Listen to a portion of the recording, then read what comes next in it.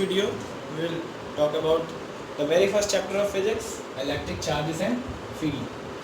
So this chapter is basically about electric charge and field. Okay, so this is the first chapter of physics of class 12. So let's start the chapter. Okay, तो ये जो chapter है इसे basically हम electrostatics की branch में इसके बारे में हम स्टडी करें। तो ये देखते हैं इलेक्ट्रोस्टैटिक हम कैसे डिफाइन कर सकते हैं। So basically it is branch of physics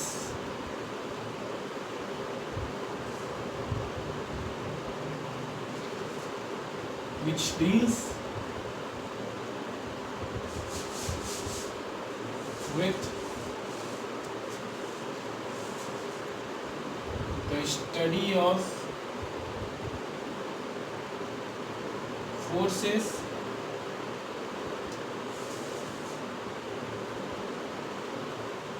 fields and potentials arising from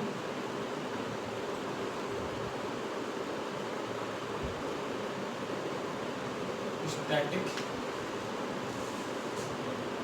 charges.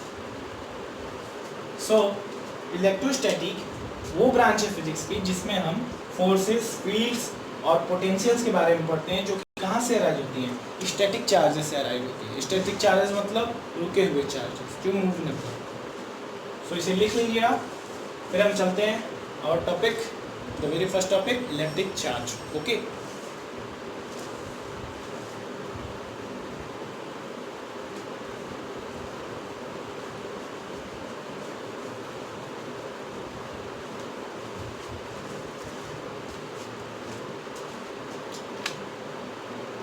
Electric charge.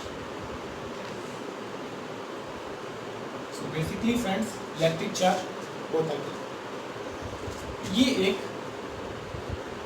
Charge जो है, charge is an intrinsic property of matter.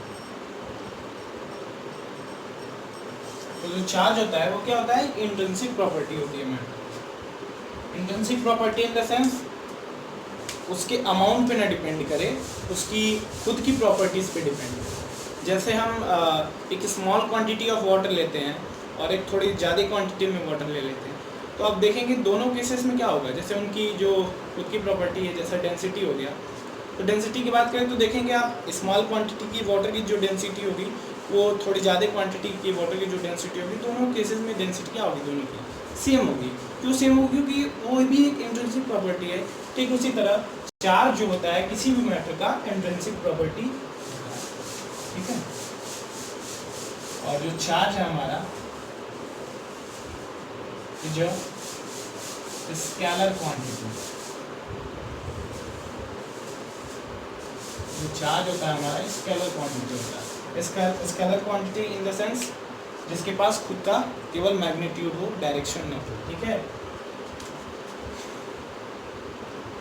जो हमारा चार्ज होता है is denoted by symbol Q। जो चार्ज होता है वो सिंबल Q, कैपिटल Q से डिनोट किया जाता है, ठीक है।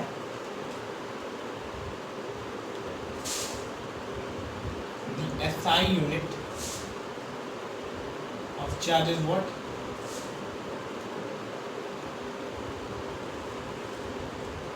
कूलम।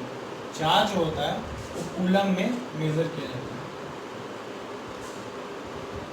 1 कूलम का चार्ज, 2 कूलम का चार्ज, 3 कूलम का चार्ज, तो चार्ज जो होता है वो कूलम में मेजर किया जाता है। तो आइए देखते हैं चार्जेस कितने टाइप्स के होते हैं, classification of charges.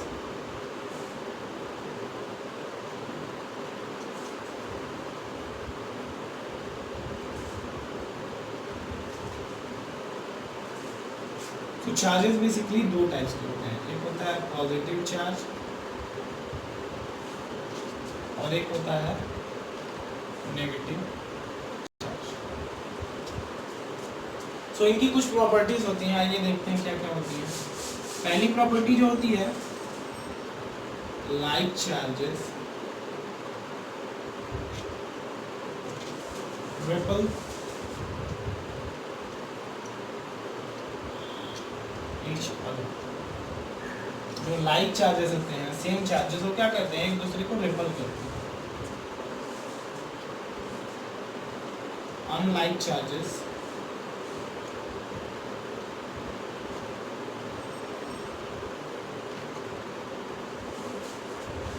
Attract each other. और जो अनलाइक चार्जेस होते हैं वो एक दूसरे को अट्रैक्ट करते हैं। एग्जाम्पल लेते हैं, जैसे कि आपने देखा होगा एनसीईआरटी में एक एग्जाम्पल दे रखा है, एक क्या कई सारे एग्जाम्पल दे रखे हैं, आइए हम देखते हैं।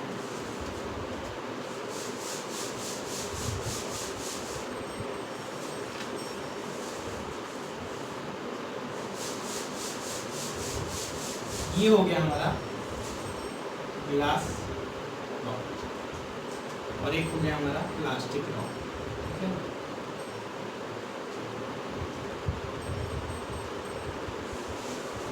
तो ग्लास रॉड और प्लास्टिक रॉड, तो देखिए जब भी आप जानते होंगे कि कोई भी दो सबस्टेंस को, कोई भी दो मैटर को अगर हम एक दूसरे से रब करते हैं तो उसमें क्या होता है, उसमें इलेक्ट्रिक चार्जेस डेवलप होते हैं, ठीक है। उसमें चार्ज डेवलप होता है, वो पोलराइज हो जाता है, ठीक है। तो ठीक उसी तरह जब हम ग्लास रॉड और प्लास्टिक रॉड को एक दूसरे से रब किए, उसके बाद ग्लास रॉड को हमने फिक्स किया और प्लास्टिक रॉड को उसके पास ले गए, तो हमने देखा कि क्या हुआ कि जो प्लास्टिक रॉड था वो ग्लास रॉड से अट्रैक्ट हो रहा था। क्या हो रहा था, अट्रैक्ट हो रहा था। ये एक दूसरे को खींच रहे थे, एक दूसरे की तरफ ऐसे खींच रहे थे, अट्रैक्ट हो रहे थे, ठीक है। यहाँ पे ये अट्रैक्ट हो रहे थे। और ऐसा क्यों हुआ गाइस, क्योंकि जब हमने ग्लास रॉड को प्लास्टिक रॉड से रब किया तो जो ग्लास रॉड था वो पॉजिटिव चार्ज हो गया। ये क्या हो गया, पॉजिटिव चार्ज हो गया। और ये जो प्लास्टिक रॉड को जब हमने मतलब दोनों रब किया था तो ये पॉजिटिव चार्ज हो गया और ये क्या हो गया, नेगेटिव चार्ज। तो इसी कारण जैसा कि हमें यहाँ पे लिखा है प्रॉपर्टीज ऑफ चार्जेस में कि unlike charges attract each other. यहाँ पे देखेंगे एक पॉजिटिव चार्ज एक नेगेटिव चार्ज है, इसलिए क्या हुआ, ये दोनों एक दूसरे को अट्रैक्ट करने लगे। वही जो दूसरा केस है,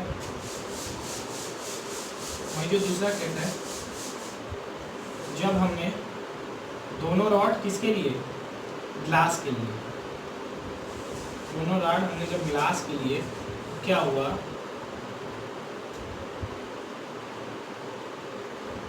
एक दूसरे को रेपल करने लगे,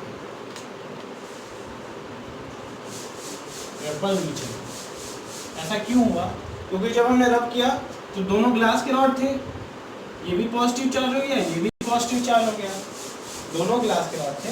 तो जब हमने जब दोनों ग्लास के रॉड को उठाया तो क्या हुआ, एक दूसरे को रेपल करने लगे, एक दूसरे से दूर भागने लगे।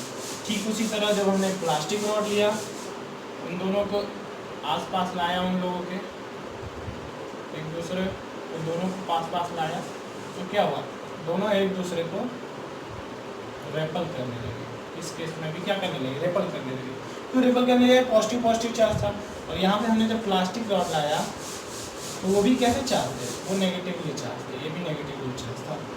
सो देख रहे हैं यहाँ पे आप जो चार्ज है वो ये सेम चार्जेस है, यानी लाइक चार्जेस है। तो लाइक चार्जेस क्या करते हैं, रेपल ईच अदर। सो यहाँ पे ये एक दूसरे को रेपल करने लगे, एक दूसरे से दूर भागने लगे, एक दूसरे के ऊपर फोर्स एक्सर्ट करके दूर भागने लगे। सो ये एग्जाम्पल था हमारे एनसीईआरटी में, तो इसे हमें पढ़ना जरूरी था, तो इसे हमने देख लिया, यही था बेसिकली। तो चलिए आइए देखते हैं एक अच्छा सा डायग्राम बनाते हैं इनका। ये तो बस हमने आपको समझा दिया ऐसे ही, एनसीईआरटी में इसका डायग्राम दिया होगा। तो बेसिकली आइए इसका हम छोटा सा डायग्राम बना लेते हैं, जो आप अपने नोट्स में बना सकते हैं।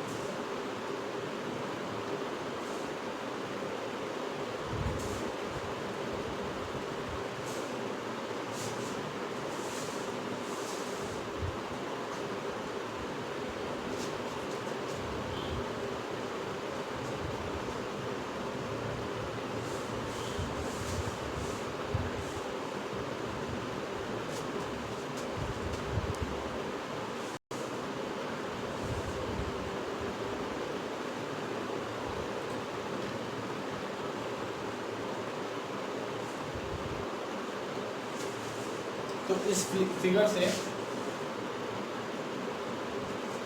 आपको इजीली विजुअलाइज हो जाएगा कि मैं कहना क्या चाह रहा हूँ दोनों लाइनों में, कि जो लाइक चार्जेस है वो एक दूसरे को रिपल कर रहे हैं, तो यहाँ पे रिपल कर रहे हैं इसलिए ये दोनों दूर दूर हैं। यहाँ पे भी वही लाइक चार्जेस हैं तो ये भी दोनों दूर दूर हैं। और ये अनलाइक चार्जेस यानी डिफरेंट चार्जेस है, एक पॉजिटिव एक नेगेटिव, तो एक दूसरे को क्या कर रही है, अट्रैक्ट कर रहे हैं। ठीक है, तो यही होती है चार्ज की कहानी। आइए इसे इरेज करते हैं और फिर आगे की तरफ बढ़ते हैं।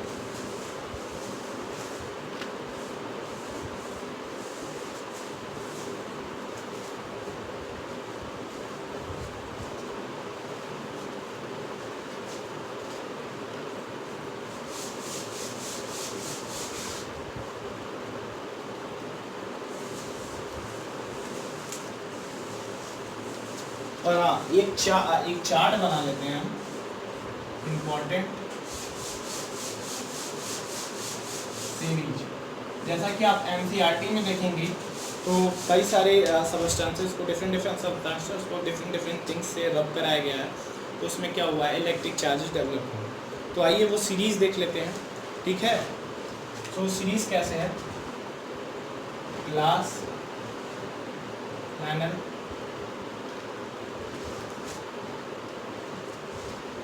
वूल, silk, hard metal, hard rubber,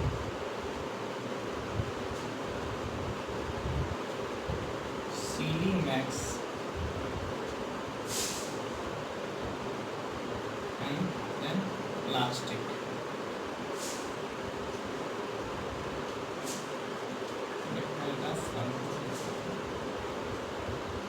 तो ये जो चार्ट है, आइए हम इसे समझते हैं कि किस सब्सटेंस को किस सब्सटेंस से रब करेंगे तो कैसा कैसा चार्ज उसमें डेवलप होगा। सो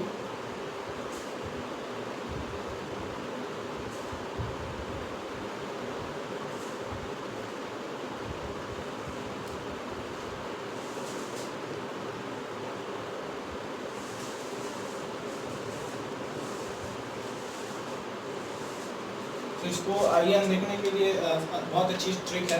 जो पॉजिटिव चार्ज होगा वो ऊपर वाला होगा और नेगेटिव चार्ज होगा वो नीचे वाला होगा। ठीक है, इनमें से जैसे आप कोई भी दो मटेरियल उठाते हैं, जैसे हम ग्लास को रब कराते हैं सिल्क से। जब ग्लास को सिल्क से रब कराएंगे तो हम जानते हैं उसमें इलेक्ट्रिक चार्ज डेवलप होंगे। तो जो ग्लास होगा वो क्या होगा, ऊपर वाला पॉजिटिव चार्ज हो जाएगा, रब कराएंगे तो ये पॉजिटिव चार्ज हो जाएगा, और जो सिल्क है नीचे वाला वो नेगेटिव चार्ज होगा। तो आप इनमें से किसी भी, जैसे हमारा सिल्क हो गया, सिल्क को प्लास्टिक से रब कराएंगे तो इस केस में क्या हो जाएगा, इस केस में क्या हो जाएगा, सिल्क क्या हो जाएगा, पॉजिटिव चार्ज हो जाएगा क्योंकि वो प्लास्टिक से ऊपर है, और ये क्या हो जाएगा, नेगेटिव चार्ज। तो यही है वो चार्ट।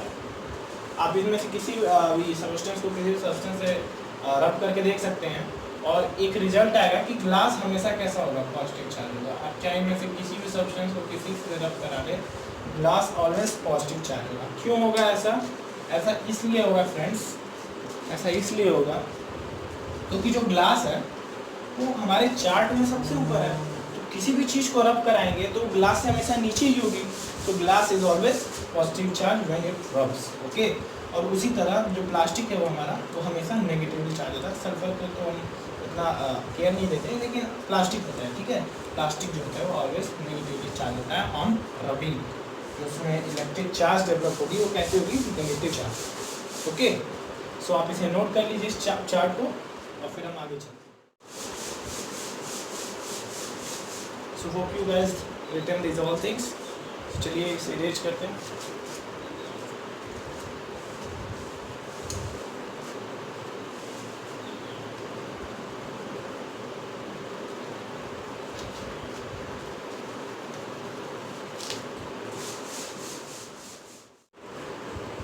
चलिए हम उस डिवाइस के बारे में बात कर लेते हैं जो जिससे हम पता करते हैं कि कोई भी ऑब्जेक्ट जो है वो चार्ज है नहीं है,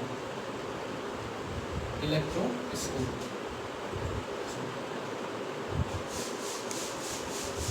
this is a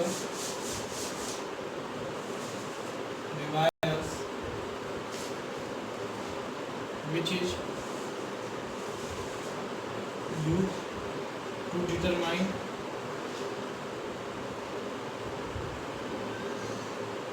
the substance which charge or no।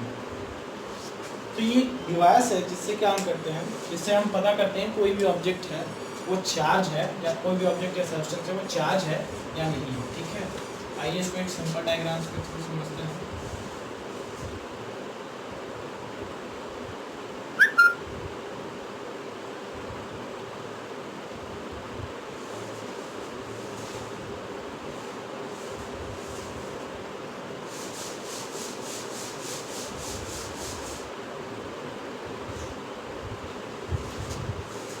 Basically कुछ इसी तरीके का वो डिवाइस होता है।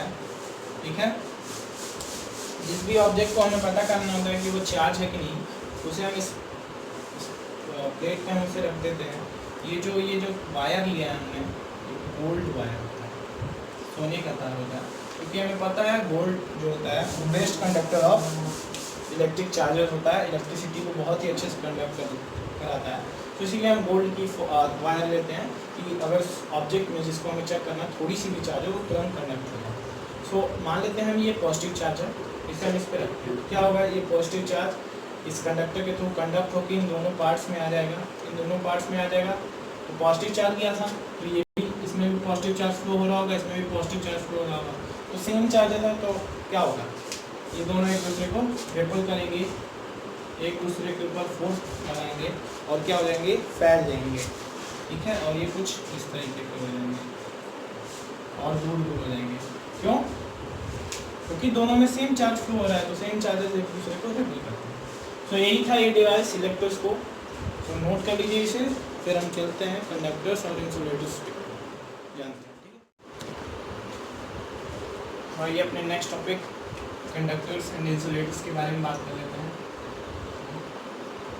Conductors and insulators.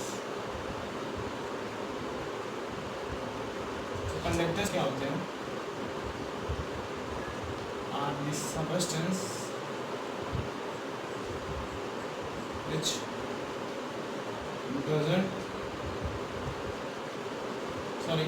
which allows the flow of electric charge are called conductors. For example,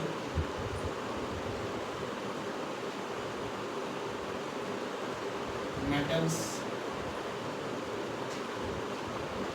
like aluminium,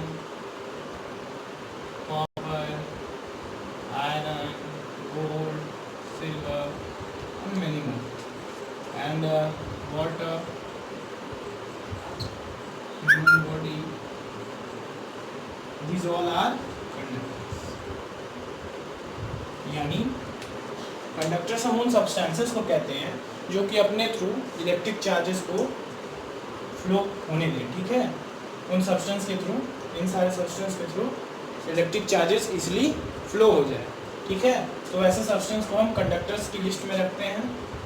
ठीक है, और ये कंडक्टर्स इलेक्ट्रिसिटी कंडक्ट इसीलिए करा पाते हैं क्योंकि इनके पास प्रेजेंस ऑफ फ्री इलेक्ट्रॉन्स, उनके पास फ्री इलेक्ट्रॉन्स होते हैं जो इलेक्ट्रिक चार्जेस को कंडक्ट कराने में उनकी बहुत पूरी मदद करते हैं।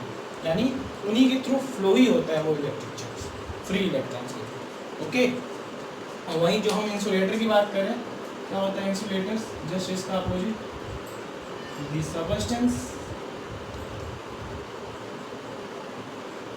which doesn't allow the flow of electric charge। वहीं हम दूसरी ओर इंसुलेटर्स की बात करें तो जस्ट इसका अपोजिट, ये वो सब्सटेंस होते हैं जो इलेक्ट्रिक चार्ज को अपने थ्रू फ्लो नहीं होने देते हैं। फॉर एग्जाम्पल नॉन मेटल्स, सारे नॉन मेटल्स, रॉक हो गया, सैंड हो गया, स्टोन्स हो गए, ये सारे इंसुलेटर होते हैं। ठीक है, ये कुछ एग्जांपल है इंसुलेटर्स के। ये इलेक्ट्रिक चार्जेस को कंडक्ट नहीं करा पाते। क्यों नहीं करा पाते? क्योंकि इनके पास ऑब्सेंस ऑफ फ्री इलेक्ट्रॉन होता है। इनके पास फ्री इलेक्ट्रॉन होता ही नहीं है। फ्री इलेक्ट्रॉन जब होगा ही नहीं तो इलेक्ट्रिक चार्जेस कंडक्ट करेंगे। तो यही होते हैं कंडक्टर्स, इंसुलेटर्स। इसे आप नोट कर लीजिए। फिर हम चलते हैं अगले टॉपिक पे।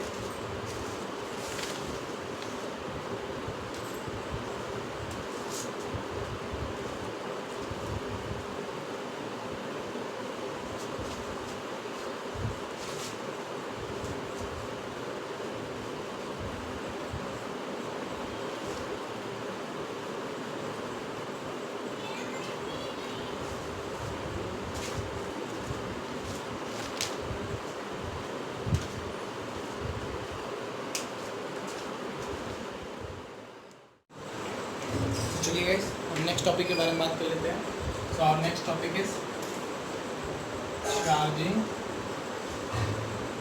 By induction.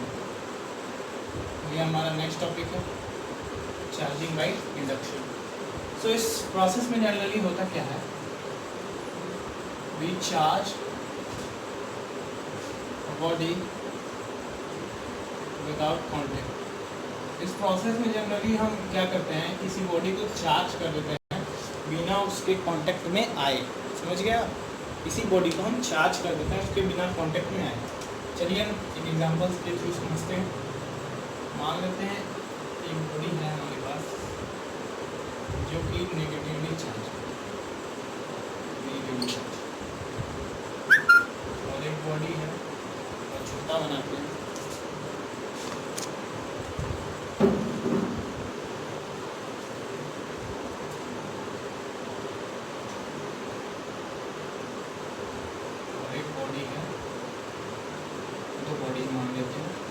ए बॉडी ये बी बॉडी, दोनों किस स्टेट में है? न्यूट्रल स्टेट में। ये अभी काफ़ी दूर डिस्टेंस पर रखे हुए हैं। जब हम इनको पास लाएंगे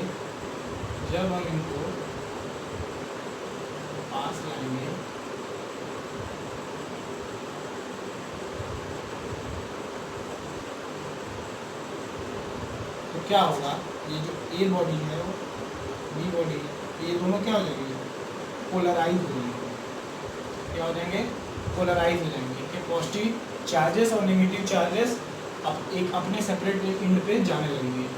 जब हम इस नेगेटिव चार्ज को इसके पास लाएंगे तो इस बॉडी ये तो पहले न्यूट्रल स्टेट में था, जब इन दोनों को हमने पास लाया तो क्या हुआ, इस एंड पे पॉजिटिव चार्ज सेपरेट होना शुरू हो गया, इस एंड पे नेगेटिव चार्ज सेपरेट होना शुरू हो गया। क्योंकि ये नेगेटिव चार्ज था तो सारे पॉजिटिव चार्ज इसकी तरफ अट्रैक्ट हो गए और नेगेटिव चार्ज रिपल होके दूसरे एंड पे चले गए। ठीक है, अब क्या होगा कि इसके जो यहाँ पे नेगेटिव चार्ज तो यहाँ पे क्या है? पॉजिटिव चार्ज आएगा फिर से, क्योंकि दोनों पोलराइज हो गए हैं और इसका भी नेगेटिव चार्ज इस एंड पे चला जाएगा।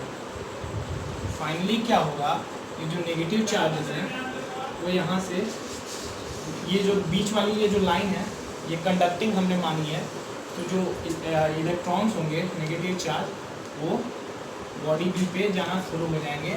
और फाइनली क्या होगा, जब फिर से हम इन दोनों को सेपरेट कर देंगे तो क्या होगा, ये नेगेटिवली चार्ज बॉडी और जब हम इन्हें सेपरेट कर देंगे तो ये पूरा पॉजिटिव चार्ज हो जाएगा, क्योंकि इसके इस बॉडी के ऊपर का पूरा इलेक्ट्रॉन ट्रांसमिट होके बॉडी बी पे चला गया रहेगा। तो ये बॉडी बी कैसी हो जाएगी? नेगेटिवली चार्ज हो जाएगी। ये हो जाएगी बॉडी ए, ये हो जाएगी body B.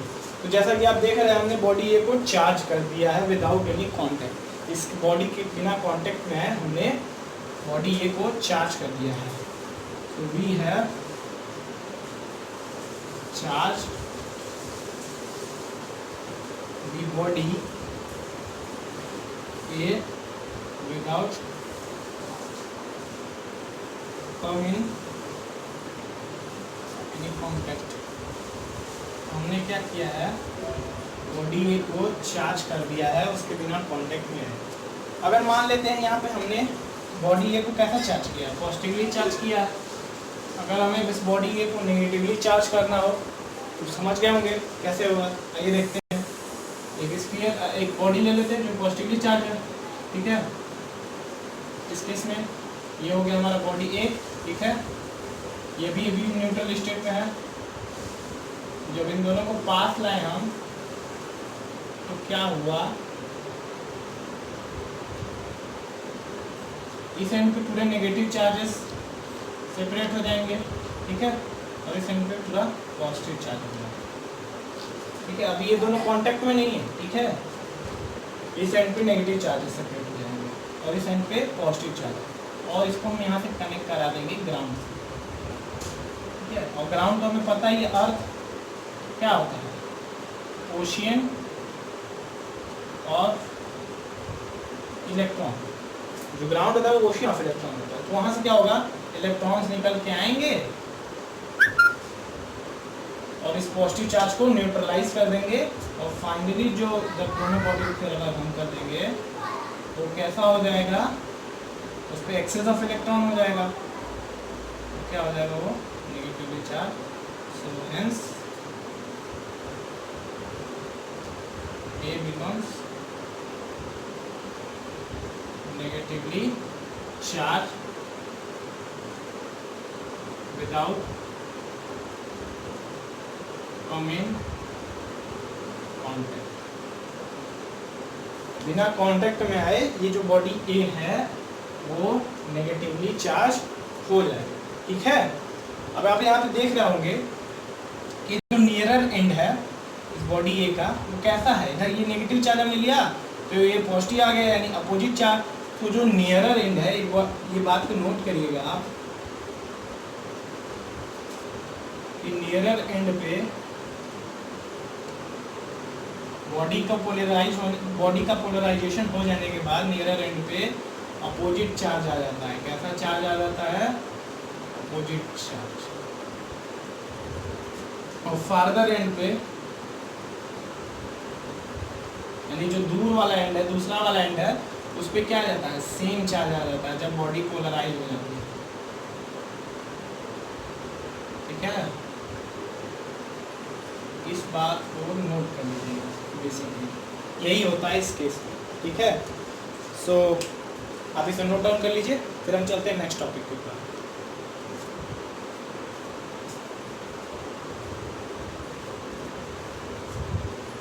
So let's start the next topic.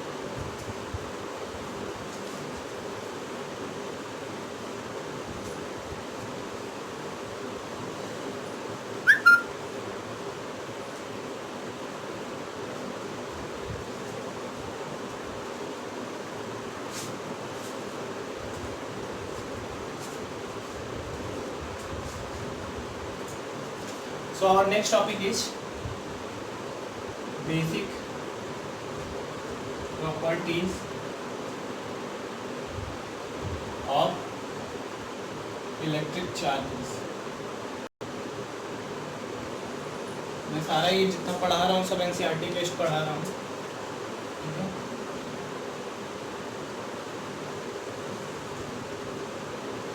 ये सारे टॉपिक आपको एनसीईआरटी में मिल जाएंगे।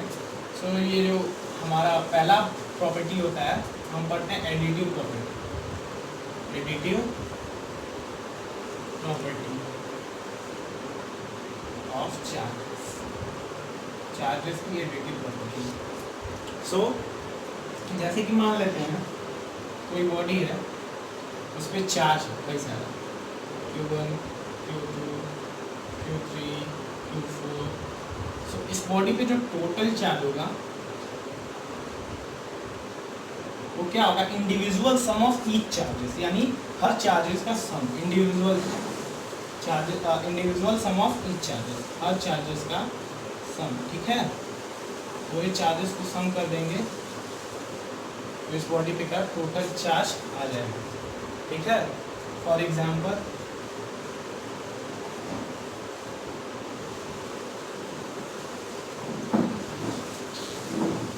एक बॉडी लेते हैं जिसपे कुछ चार्ज दिया है,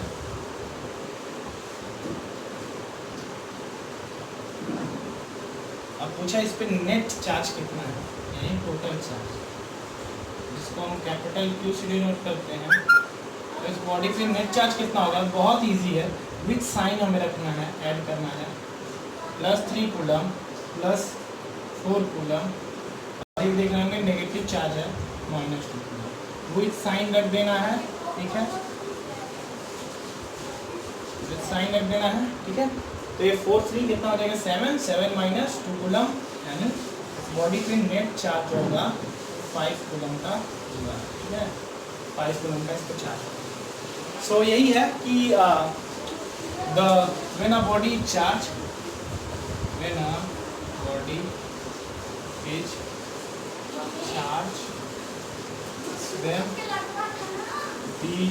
total sum of individual charges,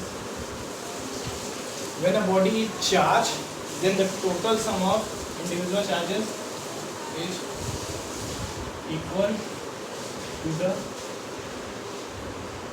net charge on the body, ठीक है। सो यही होता है एडिटिव प्रॉपर्टी ऑफ चार्जेस, ठीक है। आप इसे नोट डाउन कर लीजिए, फिर हम नेक्स्ट टॉपिक के ऊपर चलते हैं, नेक्स्ट प्रॉपर्टी के ऊपर चलते हैं, ठीक है।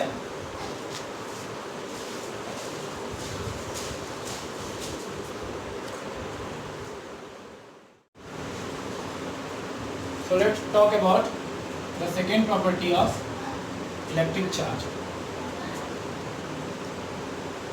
जो कि है conservation of electric charge।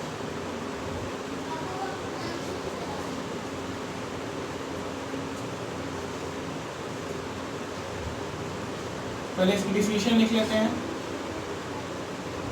Charge can neither be created nor be destroyed. It can only transfer from one body to another body। तो बेसिकली इसके कहने का यही मतलब है कि चार्ज जो होता है हमारा, वो ना तो क्रिएट किया जा सकता है खुद से और ना ही डिस्ट्रॉय किया जा सकता है, बस वो क्या हो सकता है, एक बॉडी से दूसरे बॉडी में ट्रांसफर किया जा सकता है, ठीक है। एक और बात, दी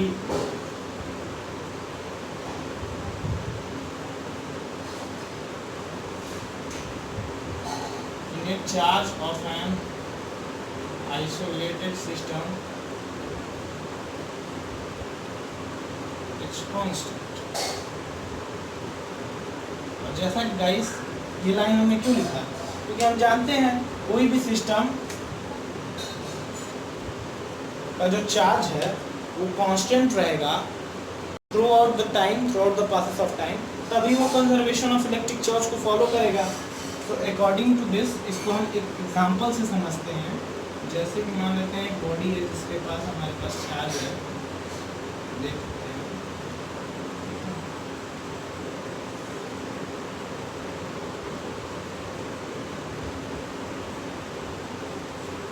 चार चार्जेस हैं, ठीक है। और आफ्टर सम टाइम हमने देखा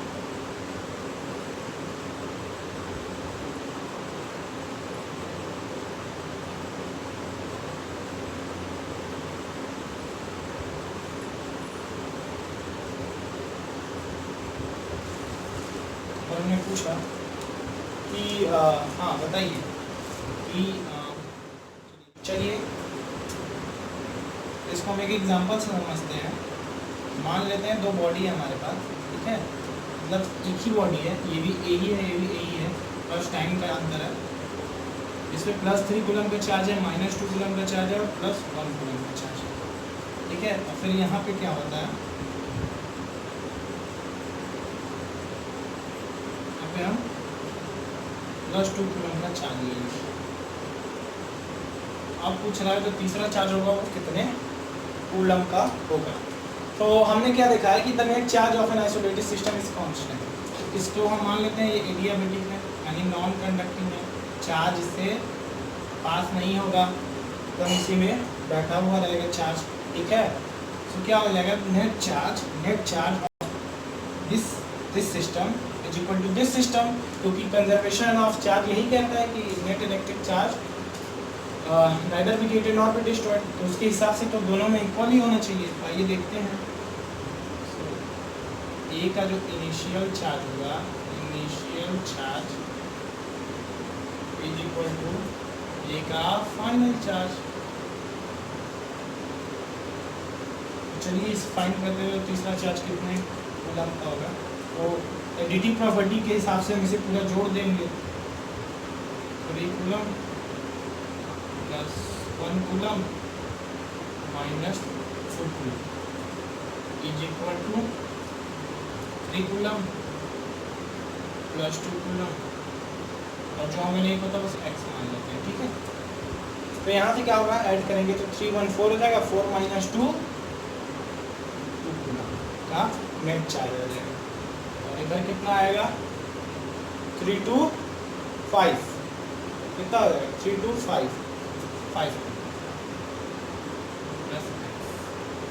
तो यहाँ से x की वैल्यू कैलकुलेट करेंगे तो कितना आएगा। तो यहाँ से x की वैल्यू आ जाएगी 2 कूलम माइनस 5 कूलम। x की कितनी वैल्यू आ जाएगी माइनस 3 कूलम। सो ये जो हमारा यहाँ पे जो चार्ज होगा वो कितने कूलम का होगा, माइनस 3 कूलम का। अब यहाँ पे जरा नेट चार्ज निकाल के देखिए, इक्वल आ रहा है 3 + 1 4, 4 माइनस 2 2, सो इस पे नेट चार्ज आ रहा है 2 कूलम का। इस पे 3 2 5, 5 माइनस 3 2, इस पे भी नेट चार्ज आ रहा है 2 कूलम का। सो हेंस हम यहाँ से हम देख सकते हैं कि कंजर्वेशन ऑफ इलेक्ट्रिक चार्ज ये भी एक सही प्रॉपर्टी है किसकी, चार्ज की, यानी charge can neither be destroyed nor be created, okay. It can only transfer from one body to another body, ठीक है। यहाँ पे भी आप देखेंगे जब टोटल चार्ज निकालेंगे तो 2 कूलम का आ रहा है, इस केस में भी 2 कूलम का आ रहा है, ठीक है। इसीलिए हमने यहाँ पे इनिशियल इक्वल टू फाइनल किया था और x की वैल्यू आई और फिर हमने कैलकुलेट किया तो सेम आया, ठीक है। सो होप आपको ये समझ में आ गया होगा। तो चलिए चलते हैं हम नेक्स्ट प्रॉपर्टी के ऊपर।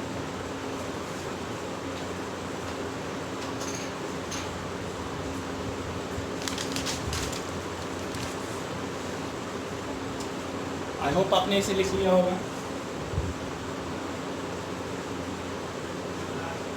So the third property is what? Quantization of charge. Quantization of charge. Next and last property of electric charge. हम तीसरी प्रॉपर्टी देख लेते हैं चार्जेस की, जो होती है quantization of charge. Quantization of charge last property है, ठीक है। ये जो प्रॉपर्टी है वो क्या होती है, अवेलेबल इन फिक्स्ड अमाउंट, ये फिक्स्ड अमाउंट में प्रेजेंट होती है, ठीक है, कोई भी सिस्टम में, ठीक है।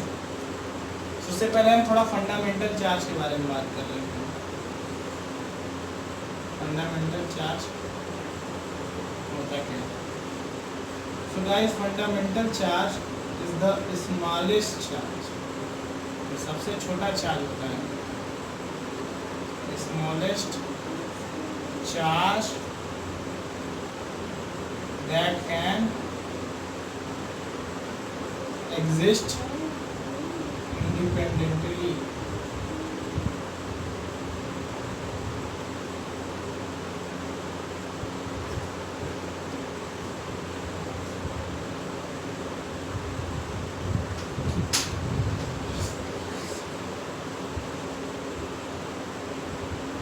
फंडामेंटल चार्ज एक इलेक्ट्रॉन पे की चार्ज को कहते हैं जो कि इंडिपेंडेंटली एग्जिस्ट कर सकता है, ठीक है।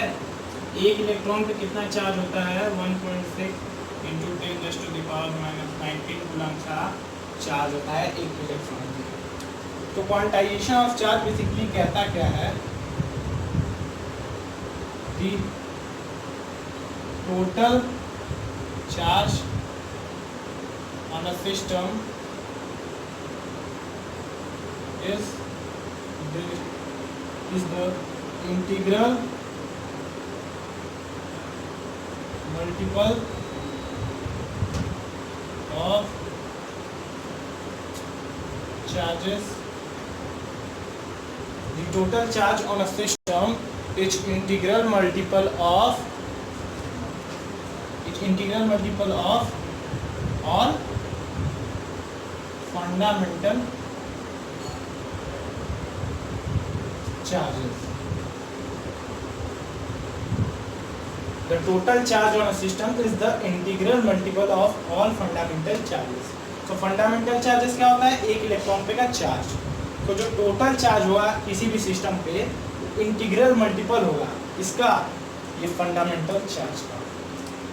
फॉर एग्जांपल एक सिस्टम ले लेते हैं जिसपे हम मान लेते हैं n नंबर ऑफ इलेक्ट्रॉन्स हैं और हमें पता है एक इलेक्ट्रॉन पे चार्ज कितना होता है 1.6 इंटू 10⁻⁻⁹ कूलम का एक इलेक्ट्रॉन पे चार्ज होता है, ठीक है, जिसको हम E से डिनोट करते हैं।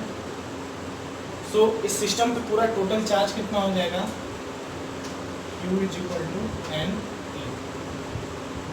ठीक है।